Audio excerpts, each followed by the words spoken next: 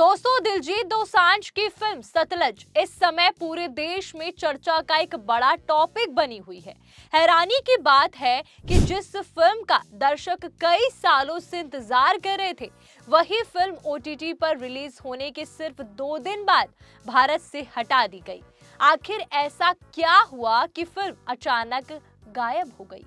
क्या सरकार ने बैन लगाया? क्या फिल्म में ऐसा कुछ दिखाया गया था जिससे विवाद खड़ा हो गया और किसके कहने पर हटाई गई? हम आपको इस वीडियो में शुरुआत से आखिर तक पूरी कहानी बताएंगे, पूरा माजरा बताएंगे। दोस्तों, सतलज कोई काल्पनिक फिल्म नहीं है। ये human rights activist Jaswant Singh Khalra की जिंदगी पर बेस्ड फिल्म है। खालरा वही शख्स थे जिन्होंने 1984 से 1994 के बीच पंजाब में हजारों लावारिस लाशों के अंतिम संस्कार और कथित फेक एनकाउंटर से जुड़े मामलों की जांच की थी। उनकी जांच के बाद कई बड़े खुलासे हुए। बाद में साल 1995 में उनका अपहरण कर लिया गया और उनकी हत्या कर दी गई। इस मामले में कई पुलिस अधिकारियों को दोषी भी ठहराया गया था। इस सच्ची कहानी पर फिल्म बनाई गई थी। मतलब ये कोई ऐसी काल्पनिक कहानी नहीं थी कि किसी ने सोचा ऐसा हुआ होगा। ये एक सच्ची कहानी थी। लेकिन फिल्म की राह शुरू से आसान नहीं रही।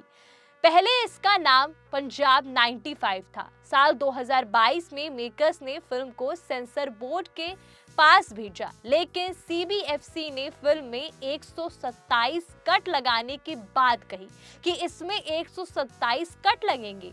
मेकर्स ने बदलावों के लिए तैयार नहीं थी। उन्होंने साफ मना कर दिया था कि फिल्म में कोई भी चेंज नहीं होगा। करीब 3 से 4 साल बाद मेकर्स ने फिल्म का नाम बदलकर सतलज रखा और 3 जुलाई 2026 को इसे ZEE5 पर रिलीज कर दिया गया। लेकिन रिलीज के सिर्फ 2 दिन बाद ही फिल्म को भारत से हटा दिया गया। ZEE5 ने बयान जारी कर कहा कि अगले आदेश तक फिल्म भारत में उपलब्ध भी नहीं होगी। अब सबसे बड़ा सवाल यही उठा कि आखिर फिल्म हटाने की वजह क्या थी। एक सरकारी अधिकारी के मुताबिक मेकर्स ने पहले सेंसर बोर्ड के सुझाव नहीं माने थे। बाद में नए नाम से फिल्म को ओटीटी पर रिलीज कर दिया गया। जब ये मामला सरकार के संज्ञान में आया तो सुरक्षा कारणों और लागू गाइडलाइंस का हवाला देते हुए ओटीटी प्लेटफॉर्म को फिल्म हटाने के निर्देश दिए गए। हालांकि फिल्म के डायरेक्टर हनी त्रेहान ने कहा कि उन्हें आज तक नहीं पता कि आखिर उनके फिल्म से किसे दिक्कत थी। उन्होंने कहा कि कभी किसी ने सीधे उनसे बात ही नहीं करी। सारी बातचीत तीसरे लोगों और वकील के जरिए होती रही। उन्होंने ये भी कहा कि उनके मन में किसी के लिए कोई नाराजगी नहीं है और वे देश के संस्थानों का सम्मान करते हैं। वहीं दूसरी तरफ दिलजीत दोसांझ ने भी इस पूरे मामले पर अपनी चुप्पी तोड़ी। उन्होंने कहा कि पहले से ही अंदाजा था कि फिल्म ज्यादा दिनों तक ओटीटी पर नहीं रहेगी। मतलब उन्हें पता था ये होने वाला है। उन्हें लगा था कि सोमवार को फिल्म हटेगी, लेकिन ऐसा रविवार को ही हो गया। दिलजीत ने यह भी बताया कि इस वजह से फिल्म का प्रचार भी नहीं किया गया। अगर पहले से प्रमोशन किया जाता तो शायद फिल्म दर्शकों तक पहुंच नहीं पाती। और उन्होंने क्या कुछ कहा, आप भी सुनिए। शुक्रवार ਨੂੰ ਹੀ ਪਤਾ ਸੀ ਵੀ ਸ਼ਾਇਦ ਇਦਾਂ ਹੋ ਸਕਦੀ ਹੈ, ਜਿਹੜੀ ਗੱਲ ਮੇਰੇ ਆਲਰੇਡੀ ਦਿਮਾਗ 'ਚ ਸੀ। ਤੋਂ ਕੋਈ ਸ਼ੌਕ ਵਾਲੀ ਗੱਲ ਨਹੀਂ। ਜਿਹੜਾ ਲੱਗਦਾ ਹੀ ਸੀ ਵੀ ਯੈਸ, ਮੈਨੂੰ ਲੱਗਦਾ ਸੀ ਵੀ ਮੰਡੇ ਜਦੋਂ ਦਫ਼ਤਰ ਖੁੱਲਣਗੇ ਉਦੋਂ ਸ਼ਾਇਦ ਜਿਹੜੀ ਆ ਫਿਲਮ ਬੈਨ ਕੀਤੀ ਜਾਊਗੀ, ਪਰ ਸੰਡੇ ਸ਼ਾਮ ਨੂੰ ਹੀ ਹੋ ਜੂਗੀ ਇਹਦਾ ਕੋਈ ਆਈਡੀਆ ਨਹੀਂ ਸੀ। ਪਰ ਇੰਨਾ ਕੁ ਮੈਨੂੰ ਸੀਗਾ, ਇਸ ਕਰਕੇ ਮੈਂ ਸ਼ਾਇਦ ਇਹ ਗੱਲ ਕੱਲ ਕਰ ਵੀ ਦਿੱਤੀ ਸੀ। ਇਹ ਡੇ 1 ਤੋਂ ਹੀ ਸੀਗਾ, ਇਸੇ ਕਰਕੇ ਫਿਲਮ ਦੀ ਪ੍ਰਮੋਸ਼ਨ ਵੀ ਨਹੀਂ ਕਰ ਸਕੇ, ਇਸੇ ਕਰਕੇ ਬਿਨਾਂ ਦੱਸੇ ਕਿਸੇ ਨੂੰ ਫਿਲਮ ਨੂੰ ਰਿਲੀਜ਼ ਕੀਤਾ। ਜੇ ਦੱਸ ਕੇ ਰਿਲੀਜ਼ ਕਰਦੇ 2 ਦਿਨ ਪਹਿਲਾਂ ਪ੍ਰਮੋਟ ਕਰਦੇ ਫਿਰ ਨਹੀਂ ਸੀ ਲੱਗਣੀ। ਪਰ ਹੁਣ ਮੈਨੂੰ ਇਸ ਗੱਲ ਦੀ ਤਸੱਲੀ ਹੈ ਕਿ ਫਿਲਮ ਜਿਹੜੀ ਉਹ ਘਰ ਪਹੁੰਚ ਚੁੱਕੀ ਹੈ।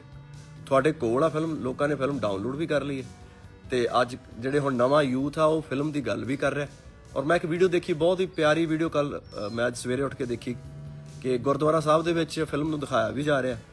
ਸੋ ਹੁਣ ਮੈਨੂੰ ਇਸ ਗੱਲ ਦੀ ਤਸੱਲੀ ਹੈ ਕਿ ਫਿਲਮ ਤੁਹਾਡੇ ਤੱਕ ਪਹੁੰਚ ਗਈ ਹੈ। ਜਿੰਨਾ ਕੰਮ ਸਾਰਿਆਂ ਨੇ ਮਿਹਨਤ ਜਿਹੜੀ ਕੀਤੀ ਸੀ, ਉਹਨਾਂ ਦਾ ਉਹ ਸਾਰੀ ਦੀ ਮਿਹਨਤ ਦਾ ਤੁਹਾਡੇ ਤੱਕ ਪਹੁੰਚਣਾ ਬਹੁਤ ਜ਼ਰੂਰੀ ਸੀ।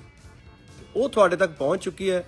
इस गल दी मैनूं बहुत तसल्ली है। शुक्र है महाराज दा। मैं दोस्तों आपने, उन्हें पता था कि ये होने वाला है। उन्होंने खुशी जताई कि कम से कम 2 दिनों के लिए सही, लेकिन फिल्म लाखों लोगों तक पहुंच तो गई।